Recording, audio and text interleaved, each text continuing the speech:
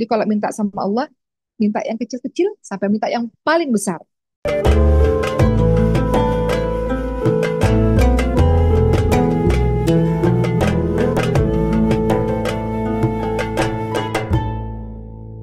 Kemudian berikutnya, apa sih keutamaan dalam berdoa berikutnya? Ya. Eh, Teman-teman, keutamaan dalam berdoa berikutnya adalah, atau urgensi teman-teman dalam berdoa, bahwa orang-orang yang nggak berdoa adalah orang yang paling lemah dan apa ya? Doa itu kan nggak sulit ya. Maka orang yang lemah adalah, kata Rasul apa? Adalah orang yang meninggalkan doa. Udah lemah makin lemah gitu. Engkau bergantung sama siapa coba kalau engkau nggak berdoa. Jadi orang yang paling lemah adalah orang yang meninggalkan doa. Berarti artinya apa? Kalau engkau kuat, kalau engkau akan senantiasa, kalau engkau selalu berdoa kepada Allah SWT. Gitu ya. Jadi teman-teman lihat dalam surah Al-Baqarah ayat 186, ini motivasi kita untuk juga terus berdoa. Kata Allah, wa idza sa'alaka 'ibadi 'anni fa inni qarib ujibu da'watad da'i idza da'an falyastajibu li wal yu'minu bi la'allahum yarshudun. Dan apabila hamba-hambaku bertanya kepadaku tentang aku, kepadamu tentangku ya Muhammad, misalnya kita tanya, Allah engkau di mana ya Allah, engkau lihat nggak sih ya Allah, engkau dengerin nggak sih ya Allah, engkau tahu nggak sih apa yang kau alami ya Allah. Kalau ada yang tanya aku di mana, kata Allah, maka katakan bahwa aku itu dekat. Dan Allah janji, Allah mengabulkan semua permohonan orang apabila dia berdoa kepada Allah. Tapi syaratnya hendaklah dia memenuhi perintahku. Artinya, maksiat menghalangi doa dikabulkan. Karena dalam surah Al-Baqarah 186 Allah bilang, maka hendaklah dia memenuhi perintahku. Kalau mau doa dikabulkan, hendaklah dia memenuhi perintahku. Hendaklah dia beriman kepadaku. Dan agar mereka selalu berada dalam kebenaran. Jadi, sebenarnya ayat ini tuh lagi bicara soal di zamannya Nabi itu ada orang yang bertanya, jadi kalau kita minta sama Allah tuh gimana sih gitu? Minta sama Allah tuh gimana? Bisik-bisik tuh Allah bisa dengar nggak sih gitu? Atau dia jauh banget, Allah tuh jauh banget gitu. Sampai harus kita teriak-teriak gitu. Maka Allah menjawab itu. Ya. Jadi kalau ada hamba-hamba yang bertanya, aku di mana? Ya aku dekat. Kata Allah SWT. Allah adalah zat yang maha melihat, Allah maha mengetahui, Allah maha menyaksikan semua yang tersembunyi, Allah mengetahui setiap detik apa yang terjadi kepada dirimu. Uh, maka Allah tahu apapun yang terjadi yang paling rahasia, maka dengan berbisik, dengan lirih saja, maka Allah tahu. Uh, dan Allah dengar permohonan doamu. Gitu ya. Uh, Berikutnya teman-teman semua, berdoa artinya apa? Engkau itu menyibukkan diri kan untuk mengingat Allah, sehingga timbul dalam hatimu ini kemuliaan berdoa ya. Sehingga timbul dalam hatimu itu rasa pengagungan terhadap kebesaran Allah dan rasa ingin terus kembali kepada Allah SWT. Ya kan? Eh, itu orang-orang yang hidupnya tuh akan baik-baik saja. Kenapa? Karena dia menyibukkan dirinya sehingga dalam hatinya itu timbul bahwa Allah tuh besar. Jadi kalau minta sama Allah, minta yang kecil-kecil sampai minta yang paling besar. Bukan kita nggak boleh minta yang kecil-kecil, harus minta yang kecil-kecil. Di zamannya dulu orang-orang soleh minta garam aja minta sama Allah. Minta dari yang paling kecil-kecil, minta garam tuh orang-orang minta sama Allah. Sampai minta yang paling besar. Karena Allah Maha Kaya. Allah bisa melakukan apapun. Jadi minta yang paling besar. Minta surga yang paling tinggi, surga Firdaus. Ngerasa nggak pantas dalam berdoa, minta yang paling tinggi, minta yang paling besar, minta yang paling hebat. Allah Maha Kaya, Allah bisa kasih semuanya kepada dirimu. Asal syaratnya apa tadi? Kalau engkau memenuhi perintahku, gitu. Ya, taat kepada Allah SWT. Ini nasihat buat umat juga yang masih banyak dosanya ini. Berikutnya, teman-teman semua, kita akan masuk kepada contoh-contoh bagaimana Nabi juga terus-menerus berdoa. Dan doanya nggak hari itu juga dikabulin, nggak. Tapi perlu yang namanya sabar dalam berdoa. Ingat kisahnya Nabi Musa alaihissalam melawan Firaun coba. Beliau berdoa. Berdoanya berapa lama? 40 tahun. Doanya 40 tahun. Ya, 40 tahun agar diselamatkan, dihancurkan Firaun itu, diselamatkan Musa. Firaun dihancurkan itu doanya itu 40 tahun. Ya. Baru dikabulkan oleh Allah SWT dengan semua perjuangan yang dilakukan oleh Nabi Musa. Jadi Nabi Musa tuh capek loh teman-teman semua. Capek loh. Tapi belum nggak berhenti berdoa. Capeknya kenapa? Lihat Nabi Musa dari kecil udah dihanyutkan ke sungai. Nabi Musa ketika ketika mulai remaja ya, eh, nolong orang. ya, nolong orang tapi malah jadi buronan. Karena pada saat itu ada orang-orang Bani Israel yang nggak sengaja membunuh. Bani Israel itu kaumnya Nabi Musa ya. Nggak sengaja membunuh orang Mesir, kemudian Nabi Musa membela kaumnya. Akhirnya orang Mesir itu orang-orangnya Firaun, maksudnya orang-orang Mesir itu mati. Kemudian Nabi Musa dikejar-kejar jadi buronan. Capek banget jadi Nabi Musa itu dari bayi, dari kecil capek banget dikejar-kejar mau dibunuh. Ya, jadi buronan sampai ke Madian. Sampai Madian nikah disuruh balik lagi, suruh dakwah lagi sama Firaun, dikejar lagi sama Firaun. Capek banget.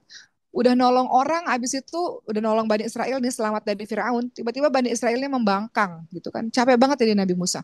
Tapi Nabi Musa alaihissalam terus minta sama Allah doa dan baru Allah kabulkan puluhan tahun kemudian. Ya, dengan semua ujian yang melelahkan, Nabi Musa memberikan contoh. Kisah Nabi Musa dalam Quran itu panjang ya teman-teman semua. Nabi Musa memberikan contoh pada kita untuk terus bergerak. Walaupun walaupun kita ngerasa aku tuh ngelakuin tapi kok nggak ada balasan sama sekali sih gitu. Udah dibantuin malah membangkang. Dikasih tahu malah malah aku mau dibunuh gitu. Dikasih tahu yang baik-baik malah aku jadi buronan gitu. Ya ngebela yang benar malah aku yang kena gitu.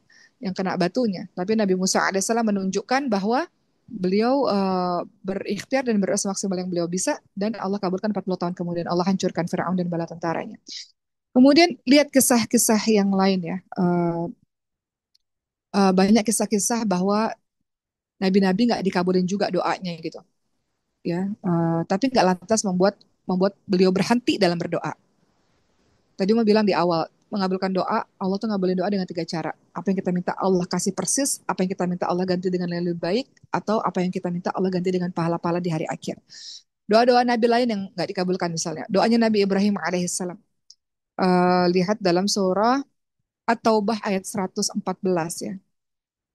Nabi Ibrahim alaihissalam punya ayah ya, ayah yang seorang pembuat patung, ayahnya Allah atau pamannya gitu, pembuat patung. Nabi Ibrahim minta pada Allah agar ayahnya itu beriman kepada Allah. Allah nggak kabulkan, ya kan? Atau Nabi Nuh alaihissalam. Nabi Nuh alaihissalam juga minta agar anaknya diampuni oleh Allah Subhanahu Wa Taala. Ya, dalam surah Hud ayat ke-46. Apa kata Allah SWT? Wahai Nuh, sesungguhnya dia, anakmu itu bukan termasuk keluargamu yang dijanjikan atau yang diselamatkan. Ya, sebab itu janganlah kamu memohon kepadaku sesuatu yang kamu nggak mengetahui hakikatnya, yang terbaiknya seperti apa. Ya, tapi Nabi Nuh terus berdoa, gitu. Nabi Nuh terus berdoa. Tugas manusia berdoa, tugas hidayah mutlak milik Allah. Tugas manusia berdoa, tugas takdir mutlak milik Allah Subhanahu Wa Taala. Kita nggak pernah tahu, gitu ya. Kita nggak pernah tahu apa yang Allah takdirkan, tapi itu yang terbaik menurut Allah Subhanahu Wa Taala. Termasuk juga doa Nabi Ibrahim, doa Nabi Muhammad SAW. Teman-teman tahu nggak? Nabi Muhammad itu pernah mengajukan 3 doa loh sama Allah. Dikabulkan 2 doa, tidak dikabulkan 1 doa. Apa kata Rasulullah? Aku mohon kepada Allah 3 hal. Dan Allah mengabulkan 2 hal dan menolak 1 doa. Apa kata Rasulullah? Aku memohon pada Allah agar umatku tidak dibinasakan dengan kelaparan. Maka Allah kabulkan doa itu. Kemudian kata Rasul lagi, aku minta agar umatku tidak dibinasakan dengan cara tenggelam. Allah kabulkan doaku. Lalu kata Nabi Muhammad, dan aku mohon agar tidak ada permusuhan di antara umatku, namun Allah menolaknya. Allah tidak kabulkan. Makanya sekarang antar umat Islam terjadi permusuhan.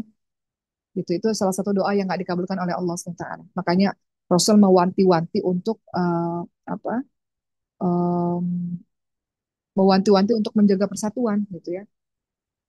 Jadi ini menunjukkan sebelum Uma bahas yang lain, ini menunjukkan nggak semua doa Nabi itu dikabulkan dengan cara apa yang diminta langsung diberikan persis, ya langsung diberikan persis. Kenapa? Karena Allah yang tahu mana yang terbaik buat kita. Allah yang tahu mau diganti yang lebih baik atau dijadiin pahala-pahala aja nanti di hari akhir. Allah yang lebih tahu. Tapi inti dari semuanya, beliau-beliau ini nggak pernah berhenti dalam berdoa. Ada syarat-syarat terpenting ketika engkau berdoa yang harus kita tumbuhkan dalam diri kita. Pertama itu ikhlas. Ikhlas. Teman-teman lihat dalam surah Ghafir ayat 14. Allah Subhanahu wa taala mengatakan fada'ullaha mukhlishina lahuddin. Maka sembahlah Allah dan memurnikan ibadah kepadanya ikhlas ya. Ikhlas itu lillah. Berikutnya hal yang juga penting yang kau harus perhatikan dalam doa-doamu adalah jangan tergesa-gesa dalam berdoa. Tadi mau katakan ya. Kata Rasulullah apa? Akan dikabulkan permintaan seseorang di antara kamu selagi nggak tergesa-gesa. Apa itu maksudnya? Engkau mengatakan, aku berdoa, tapi engkau tidak kabulkan. Itu doa dari orang yang tergesa-gesa, itu yang nggak boleh. Kalimat saya berdoa padamu, tapi engkau nggak kabulkan, itu bermakna engkau bosan dengan doamu, lalu engkau akan tinggalkan doamu, Seakan-akan kau tuh mengungkit-ungkit ya, mengungkit-ungkit tentang apa yang sudah engkau lakukan. Artinya apa? Engkau bakhil, pelit banget, baru doa setahun 2 tahun gitu. Dan engkau menyangka bahwa Allah nggak mampu mengabulkan doamu, engkau mengkerdilkan Allah Subhanahu Wa Taala. Sementara Allah itu zat yang maha mengabulkan doa dan nggak pernah habis pemberiannya kepada dirimu. Maka dilarang sekali ada kalimat, aku berdoa tapi nggak dikabulkan oleh Allah. Itu kalimat yang nggak boleh kita keluarkan teman-teman semua. Karena di dalamnya ada bosan, ada putus asa, ada marah dalam keadaan, ada nggak percaya sama kebesaran Allah. Di dalam kalimat itu ada kalimat engkau mengatakan demikian, gitu ya. Jadi kita punya kekuatan yang bernama doa, teman-teman semua. Kehidupanmu akan baik-baik saja kalau engkau back to Allah SWT. Gitu ya. Ingat Nabi Yunus alaihissalam, beliau berdoa di dalam perut ikan. Gak ada yang bisa bantu kecuali Allah SWT. Dan Allah kabulkan doa dari Nabi Yunus alaihissalam. Saat engkau merasa susah, maka doa yang paling mudah yang engkau bisa katakan adalah La ilaha illa anta subhanaka inni kuntu minadh dhalimin. Doanya Nabi Yunus alaihissalam. Saat engkau merasa susah, yang paling mudah juga adalah beristighfar. Istighfar itu membuat, minta ampun sama Allah, membuat semua pintu terbuka untukmu dan Allah kabulkan doa-doamu.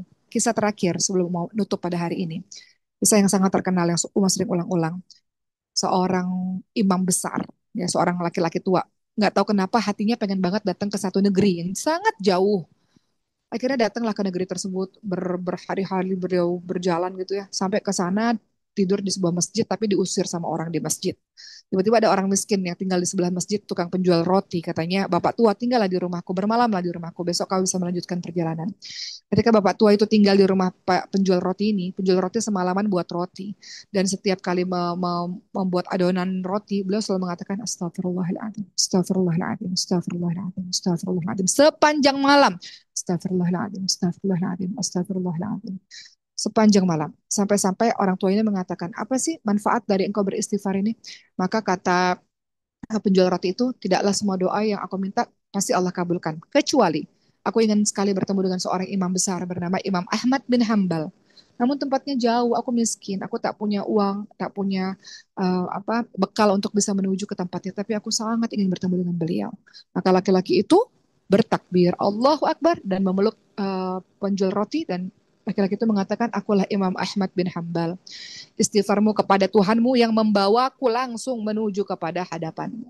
Jadi kisah ini menunjukkan bahwa ada banyak cara untuk Allah kabulkan doa. Salah satunya dengan cara yang tak terduga, yaitu dengan betapa dahsyatnya istighfar yang engkau ucapkan setiap saat itu membuka pintu-pintu dan tiba-tiba rezekimu lah atau apapun itu akan datang padamu.